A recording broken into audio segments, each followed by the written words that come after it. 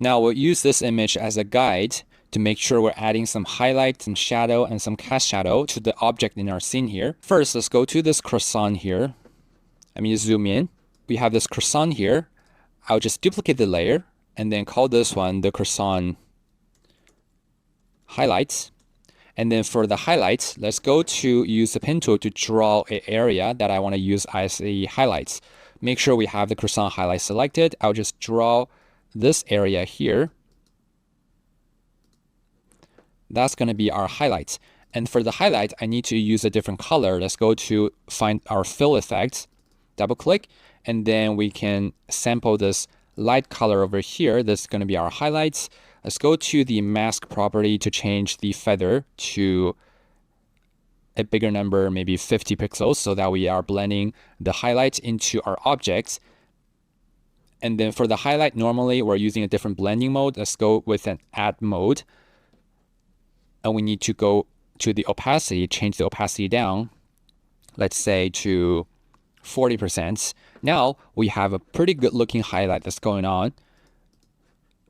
Maybe I need to change this mask a little bit more so that the highlight is coming more from the top left corner.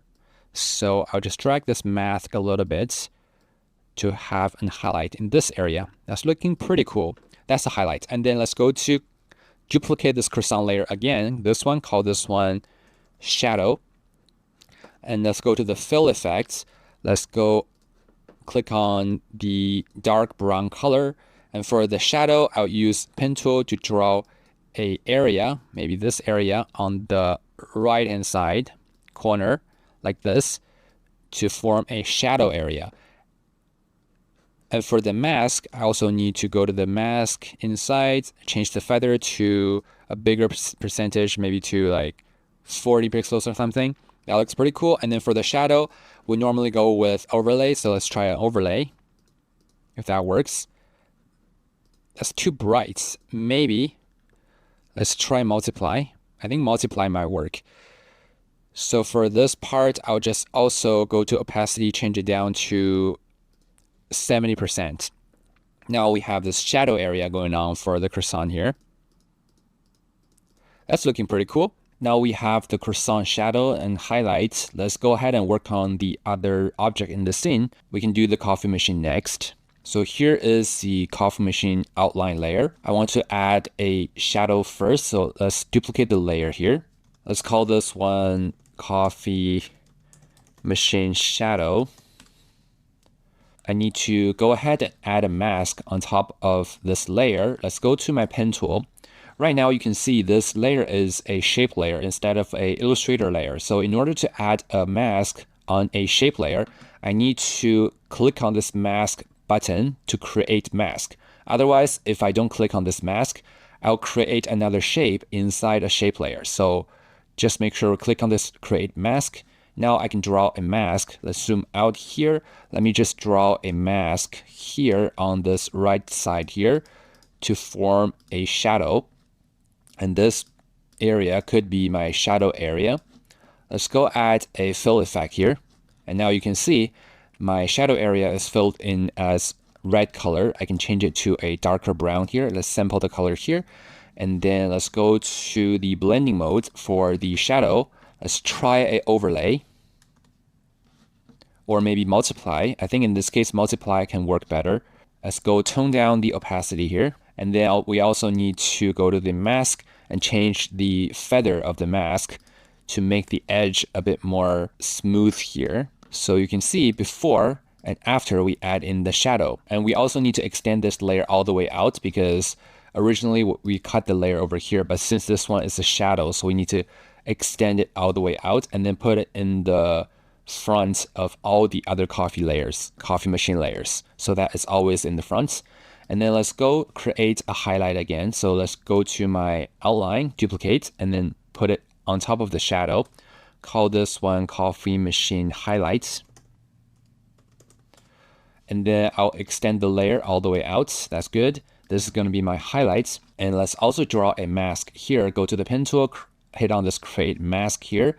And let me draw an area on this left top corner here to create a mask. And then for this one, let's add in the fill effects. We're going to change the color to more of a brighter yellow color here, like this one. And then let's go inside the mask to turn up the feather setting here. Maybe change it to 100 pixels here. And then for the highlights, let's change it to add mode. It's too bright. We can still tone down with the opacity. Let's change it to 20%. Let's see if that works. Yeah, I think it looks pretty nice. It's adding some highlights to coffee machine, as you can see here. This is my highlight before and after, and then this is my shadow before and after. Another thing I might want to do is right now you can see the handle is on top of my coffee machine highlight. So I might want to just drop this coffee machine highlight on top of the handle so that the handle over here, it's highlighted as well. It makes more sense if the light is coming in this direction, the handle is going to be highlighted as well. So that looks pretty cool. I like that. Let's go to the cup and stylize the cup. This is my cup layer here. Let me duplicate my cup layer and then call this one cup shadow. For the shadow, I'll draw a mask with my pen tool here. Just draw a mask on this right-hand side with a curve here, and then let's fill it in. And we're going to change it to a darker brown color. Let's go to the feather setting, turn up the feather a little bit. And then we are going to change the blending mode to multiply. And then I need to tone down the opacity. However, I still need to make sure this layer is on top of the cup inside and the coffee fill and all that. So my shadow should be just on top of everything. I'll move my shadow layer on top of all the layers that's inside the cup, and then I'll tone down the opacity even more. Just give a slight shadow here, maybe 50% will do. And then for the color of the coffee, I want to adjust that as well, because right now it feels pretty faded. I want to make the coffee darker. So this is the coffee fill in the front here. Let me change this fill color to make it darker. I'm thinking maybe just drag it down like this. And then the back end side, like this color here, I want to make it darker as well. So let's go sample maybe this color here. That looks pretty good. And then we have the cup inside that's above it. For the cup inside, let's change the blending mode to soft light so that we have more of a clear area to show the coffee inside the cup. And since I want to convey this cup is more of a glass cup over here, so I want to add some highlight over here on the cup inside. So let's do that. What I need to do is I'll duplicate the cup inside, and then I'll draw a mask on top of it. So let's go to my pen tool and then go to create mask. Over here, I'll just draw a highlight area like this.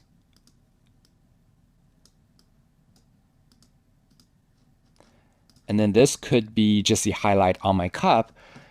And you can see we're creating this reflection going on the glass surface of the cup to make it more realistic. Now let's change this reflection to a different blending mode. Let's try add so that it can be more noticeable so that we have a glass reflection going on this glass cup. And if we want to make it softer, we might be able to go inside the mask here and then change the feather setting as well. Maybe let's change it to a 2 pixels.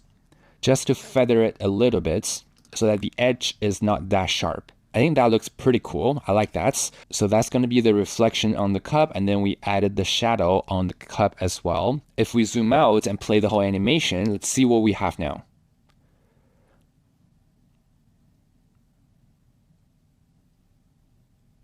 It's already looking pretty cool, I think, overall.